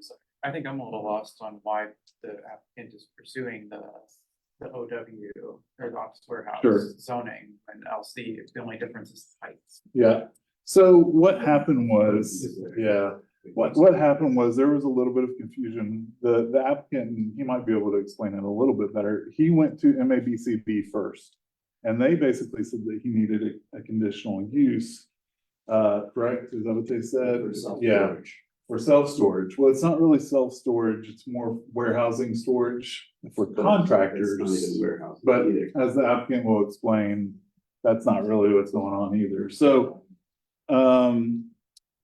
we talked internally about it, and we thought, well, for what he's wanting to do, it would actually be better to have a zone change, so that he could have that use in there if it was allowed. I don't know if you can scroll up, Anna, but there is a site plan. It's very faint. Yeah, right there. You can see this is probably the best one where they're gonna have, and actually, can you scroll up a little bit? So this is like the layout. They're gonna have them on the north and south side with some parking and driveway on the interior. And then if you'll scroll back down, this is what they're kind of gonna look like. So they're gonna be kind of an incline with a mezzanine section as well. So that's kind of where we're coming from as far as getting the zone change. Questions for staff? I have a question. So, since this is gonna be commercial storage or industrial warehousing, whatever you wanna call that. I'm assuming it's safe to assume that we're gonna have truck traffic in and out of there. That would be something that the applicant would probably be even more. I believe we recently redid this section of Broadway to make it one lane in each direction with a center turn lane. So I had some questions at the time that we did that about making a main arterial roadway just one way in each direction, one lane in each direction. What kind of impact do you think it will have on traffic when you have large trucks trying to turn in and out of this place? And is that actually, I'm sorry to kind of piggyback on this question, but is that actually what this is gonna be able to accommodate? I think Does that it- this might be a good time for the applicant to come up, if y'all don't mind, and let him kind of have his 5 minutes. It's like that. Yes. Hello, everybody. My name is Hamid Bakhtiari, 115 South Route 10. I'm a fourth generation North Ender. I've owned properties in Maggie's district since I was 19 years old. I've had businesses as well. I grew up, Riverside Elementary, all the way through North High, WSU. So I'm from here. I kind of know what's going on. And I own a lot of commercial property in the area as well. So just a little bit of background. Bought this as a restaurant, went through a few users, had our final user do some unauthorized structural modifications to the building, cut some garage doors and things like that, and ended up with a pretty unusable location. We've done a project similar to this at Harry and Broadway. That is, these are more like contractor bays or maker spaces. Imagine that you have a piece of equipment. You've got like a skid steer and you need somewhere to park it at night so it doesn't end up on the street in front of your house, in your driveway. You can rent one of these bays. They're meant to be affordable. It's not meant to be high traffic. It's not meant for warehousing. And I do believe I have the ability to build these by right. But we were just trying to go down the recommended path of staff. And so that's kind of how we got here. So now I'd just like to open it up and kind of answer some questions and hear what your concerns are. So do you have a concern with trucks being able to pull in and out of there? So we have plenty of space to get in, pull around and come out in the back, but that's not going to be the main use. This you're looking more like an HVAC tech, flooring installers. What's the size of each unit? About 1,200 feet. You got a 10 by 14 door. You got a 3-foot man door. You have space for a mezzanine. Climatized? You have a what was that? Climatized HVAC? Yep. Yes, you've got HVAC and a bathroom in each one, so definitely not kind of things you'd see in a traditional housing environment. These are pretty popular. You've seen a lot of these going in around Derby on the outskirts of town. We've got some over at like Central and what is that? Central and Hydraulic, maybe. There's a bunch of them kind of over there. They're just more like it's just a maker space. You could run retail out of it. It's a place where if you have a small business, you're in the trades, you can get off and have a reasonably affordable place to run your business. We're not looking to have automotive as this use, but kind of some of your other concerns, people running businesses out of your house. This is an affordable option. These are going to be gross leases too, so they're meant to not be confusing to tenants, short term as well. So really, we think just for the type of people we have living and working in these neighborhoods, these are definitely what their offices look like today. Do you have any idea what affordable? $1,000 to $1,200 gross. They're going to be individually metered. That'll probably include water as long as the city. So yeah, something similar to that. Did you say that you have a place similar to this at Broadway and Harry? There's several around town. Yeah, they're just considered like contractor bays. You see on like the far east side, they're trying to sell these as man caves. We're going for a more stripped down version that's just going to have,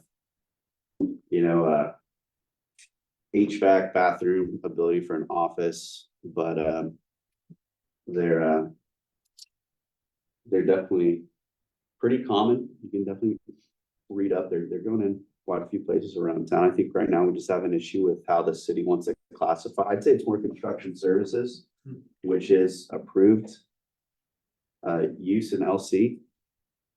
If you were to ask me what I think it would be, I think it would be construction service, but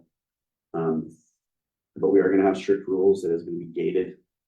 So it's not like you're just gonna have a free flow of cars and people, and we are gonna restrict automotive, because I don't think we can do automotive. That was gonna be my next question, was if folks are running offices out of there with parking situations, I know there's minimum requirements for some of that as well. So we have a proper adequate parking. And it's mainly used as just, you know, a small office. You can meet a client there if you want, but you know, the ability to store a work truck without having to worry about, you know, people going through your vehicle at night. You can have a place for maybe your employees to meet in the morning. You can have a receptionist, you know. So there is adequate parking there. It's not just the garage bay. No, there's adequate parking. Is it the And we actually backside have here? there's Is a that very the parking back here? Oh, I can't really see that. Sorry. So that's parking. It Okay. could be used, but yeah, but this is that's more of we had that lined up as like an emergency turnaround. If you had to get emergency vehicles in there, also trucks. If you did get a delivery, we're possibly looking at like a communal dock. That's another issue we have. You got a lot of people that have a business that requires some level of receiving, not heavy receiving. But instead of having to, you know, spend $6,000, $7,000, $8,000 on a building with a high dock a month, you can have, you know, kind of a communal use spot where you could still receive something if you need, if that's required. Because a lot of times, you know, if you don't have the proper facility to receive it, you'd have to go through some other service, which can get costly as well, where they'll actually receive it for you, transfer it, and bring it to your unit. Last question. Uh-huh. This is follow up for staff. There wasn't any neighborhood opposition to this or formal, was it the protest petition submitted? No, not yet. We just had the meeting on January 11th, so I think we have another week and 1 day for protests, but there were no members of the public that spoke on the position at the MAPC meeting. And to just answer your question about parking, it does seem that they have enough room for parking requirements, but that would be something that would be required if it did get passed and approved. Then they would have to meet those conditions at building permit stage.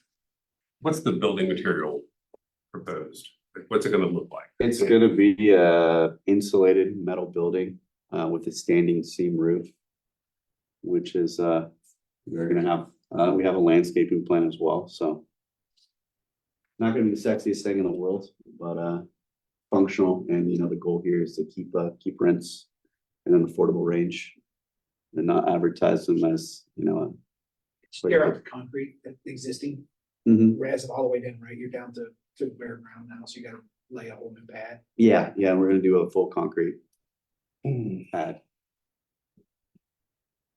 Any other questions? Any questions? from I guess, the can I just maybe clarity again, like, I'm just kind of confused on the process of this, because like, it sounds like, and maybe you can tell me if I'm relaying this back to you, right? The applicant came with a plan. The staff said, you need a different plan. And went to MAPC with the different plan. MAPC said, yeah, that works. Staff now says, no, that doesn't work. So, yeah, it's a little complicated, and you gotta understand that there's different levels where this hits. Sure. And so he went to MABCD first, and they said, you can't do this without a conditional use. When it came to us, and that was kind of the first issue, is that they're getting into the use portion of what's going in there.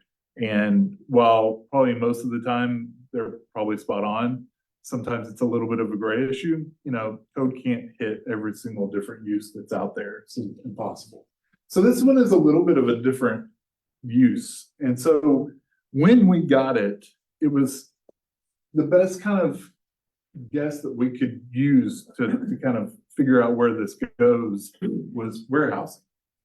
And so with that, it would not be allowed in the LC. It was allowed in the OW.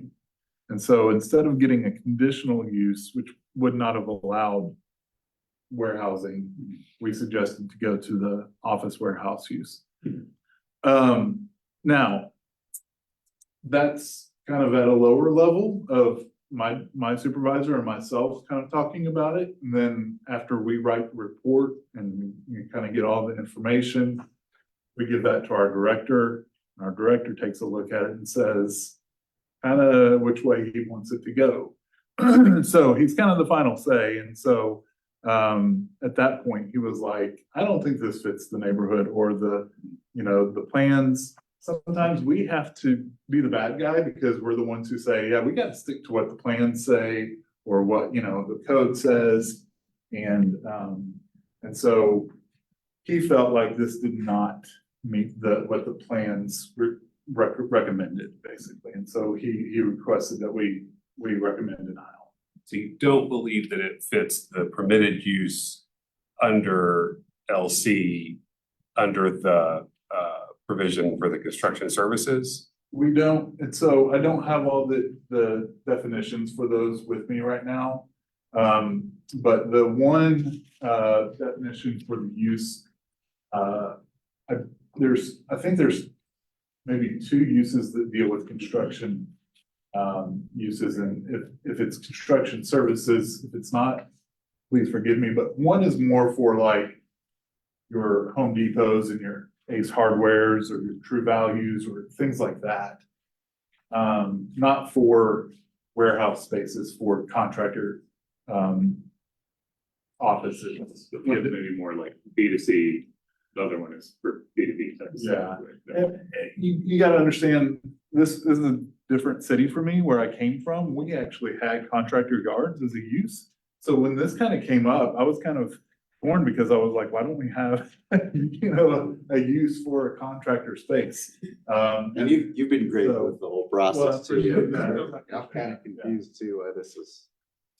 So you can do it without doing the zone change, like, Maybe if we like get angry enough, but I'm just trying to. So it's, yeah, Yeah, planning staff does not believe so. However, the actual use compared to what we kind of have envisioned what this might be, maybe that's the case. But it's hard for us because there's no real clear, we're kind of just trying to put it in the best hole that we can. we built ones at Harry and Broadway without a zone change. So we had already had plans drawn up. That's why we demolished the building, because we didn't think that we were gonna run into this issue. We thought we could build it by right. So that's kind of how. And then, we just went with the recommendation, and then when they got a hold of it, okay, we don't think that recommendation's right, let's try this. Over here. Was there, and you certainly shouldn't have the answer to this, but what's the zone down at Harry and Broadway? LC. LC, the same that it had been up here? So I can't speak to what happened in the past and why that was allowed and why this one is the flag. Pretty much what they are, Identical, but with 4 doors instead of 6 in each building. pretty much what they are saying is it won't fit the neighborhood. That's why they don't want to approve it. Yeah, because they're wanting something more like sit-down restaurants, in the places for people, which to staff's offense, that's something that the city gives guidance on, and you're just sticking to what they're. But what kind of we had explained too at the planning commission is that, if this neighborhood lost. What do we lose? Churches, we lost Popeyes, we lost McDonald's. We lost Subway. Yeah. We lost La Chinita. We lost Doc's. But we've got Jabara's, we've got Kelly and Dawson, we've got some great contractors, and we're feeding into a new industrial Right there, zone 21st, yeah. right there with Love's coming in. It might not be documented, but what we see is this is kind of where that's going. And then I think it helps clean up the neighborhood a lot too, because you drive in that neighborhood and you got a lot of guys with heavy equipment in their driveways. You got a lot of guys with equipment, you got a lot of contractors in there. I've got LOI for my stucco contractors want to move in there. I got an electrician that wants to move in there. I'm personally gonna have a bay for my property management company. So it kind of it meets what's going on. Similar to what, is behind, like, where Juarez Bakery is. This is, Sign placed in. well, No, there's, behind it, like to the east. it looks like, Oh, storage behind units, but it's actually contractors inside, a photographer that ran his. Yeah. Yeah, exactly. You could, Unit for. you can run a photography business out there. You have a bunch of different sets set up. The one we had at, here in Broadway, ended up actually, we got so much traction on it that we rented it to one person because they came and they said, hey, we'll just take all 4 bays. So it was easy, but that's what kind of set the precedent for the demand.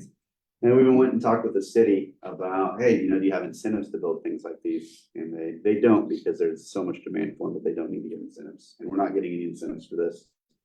We're just building. How many bays will you have? 12 bays, 6 facing 6.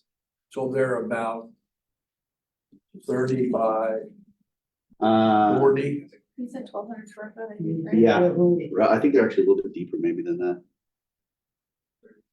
Yeah, I think they're, 20. I forgot the plans on my phone. I'll get you some exact. Well, I'm just curious. I mean, so if you had You could pull an RV in there. if you were some kind of a contractor that had a trailer, You could pull and your, you didn't want to park it in front of your house, you could park it you there. could just rent one of those. You didn't want to park it in a parking lot. You didn't want the catalytic converter getting cut off of it. You didn't want, you could just park it there. You have Roofers. yeah. You got a trailer. You got a big trailer. Trailer full of tools, yeah. Yeah. You gotta have some good landscape on Broadway. I'm getting a little. Any more Yeah. questions? Yeah, it's here. Sure, go for it. Broadway jungle. So, what, the option, the recommendation is to deny the application, and so we can make a motion that just says we Yeah, make a motion to deny the application. Suppose we want to do something different, what would be? sure. So, yeah, And, staff, because we mentioned what that might be, should it be approved, but I'm gonna. sure. Staff does recommend denial. Like I said, MAPC did recommend approval, and it's just as simple as that.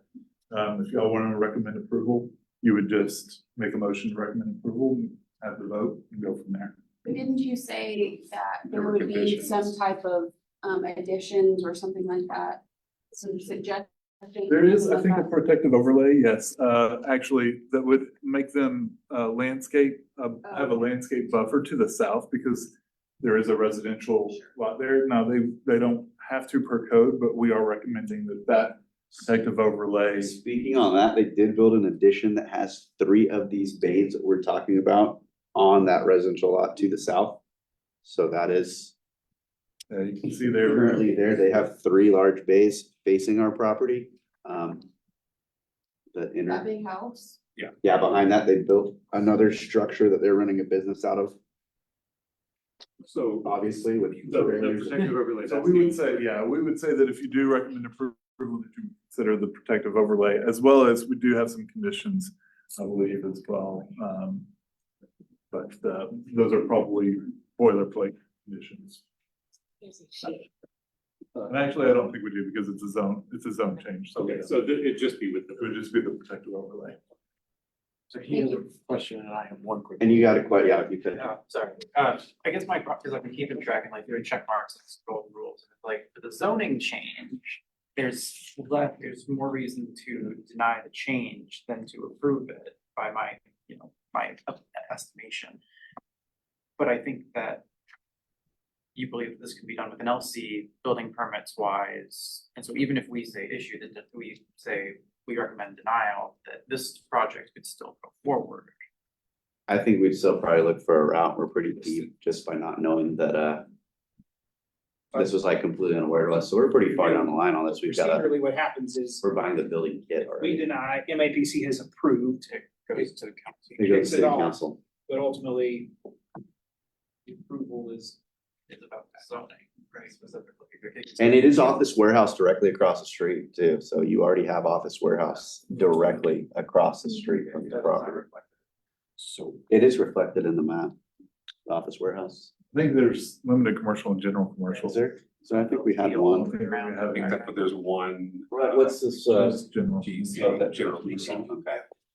So One we had Office we Warehouse. recommend approval, MAPC already did. And so would it have to go to? It would still go to city council, but it would go as a consent. And just to make sure I'm clear, the main focus, the main reason that denial was recommended is because of the neighborhood consideration. Yeah, it's basically because as a use, warehousing is an industrial use, considered an industrial use. Now, the zoning is kind of here and there. It's the use that they're proposing for the zoning. Right. Because of the use that they're proposing being an industrial use and what we consider a more commercial corridor, then we recommend denial for that reason. However, what I think the burden is upon you and perhaps city council is to kind of decide, is this an industrial use? What he's proposing compared to what we've kind of understood it to be as staff. If I might add one thing, it doesn't have anything to do with your current desires and what your intentions are. But changing this zoning sticks with the property. 10 years from now, if he sells it, somebody else could come in and use it for full-blown commercial. If the zoning. It's already commercial. You could. Industrial, I'm Yeah, sorry. you could, but it wouldn't be industrial. It's, yeah, anything that is allowed in the office warehouse district would be allowed. Yeah, not just what he's doing. What would some of the most egregious office Only warehouses? being here 5 months, I do not know. I apologize. Stays. Anybody want to entertain a motion?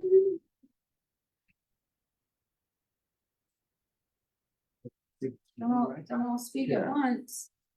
I would make a motion to approve. I would second that. Okay, all in favor? Is the, Oh. I'm sorry, the motion to approve what? To approve the application. Okay. Sorry, one more, with the protective overlay. With the protected overlay. I'll second that. Any other amendments? Any other folk all night? Friendly. Okay, all in favor? Hi. Any opposed? Okay. Thank you. Okay. Thank you. Does anyone have any announcements for your group? Yeah, she's. Anything? Summer's coming. Yeah. Next week. I just wanted to visit with you guys the next They took. month. The dad is on the, stand by, it is on the 13th. No, it's on the 12th, and I have a scheduling conflict. How do you guys feel about moving it to the 5th, which is the Monday before? Anybody have a problem with that? Goes in every. I'm so sorry that we had to reschedule this one. And checks the readers. Next month, we'll be talking about campaign finance, so I would anticipate that there will be several people here to speak, I would guess. So that's why I just think it's important to try to move it, but I want to try to be courteous of everybody's time. And so it's already okay with the 5th? Okay. And we'll send out reminders and all of that stuff. I just wanted to give you a heads up. It's not very much time. Yeah, and I think, Since we're late. yeah, I just didn't want to push it out As long as we have further. agenda, I mean. Yeah. I don't know. if it- We have a, full-blown. there's already a couple things on there and then, so, The good yeah, thing as long as you about- guys are good with it. So the good thing about that as well is that you guys will hear that before MAPC as well. Cause they hear it that Thursday, which is I think is the 7th or the 8th. So, yes, Question about next month's agenda. I thought that this month that the zoning folks were gonna talk about change to the notification process or reforms to that as well. Is that being pushed to next month or? We have not heard back from planning. I can definitely follow up with them and see when they're planning on bringing that to the DAPS. you mean about like extending Like the, extending it or like changing the mechanism or like the applicant currently we pays talked for it? about that in, we talked about that at a workshop one time. I'll try to find that and maybe send it to you. It's it basically, as far as expanding the, from 200 feet to 500 feet to 1,000 feet or whatever, it comes down to the dollar Right. sign. Right now, the title company at $5,000 when county maybe have those records and changing it to be from a homeowner to Right. just the Mhm.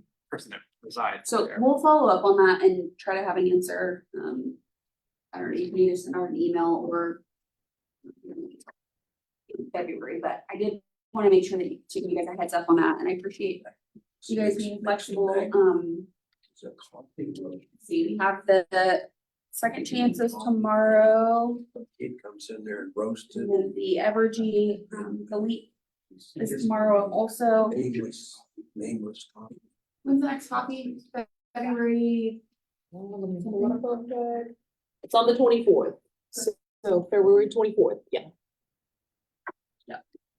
Anybody else? I'll just mention, we had 20 people at the coldest park run we've ever had. It was pretty cool and very cold. So it'll be not that cold this weekend, but we do it every Saturday morning, 8 o'clock.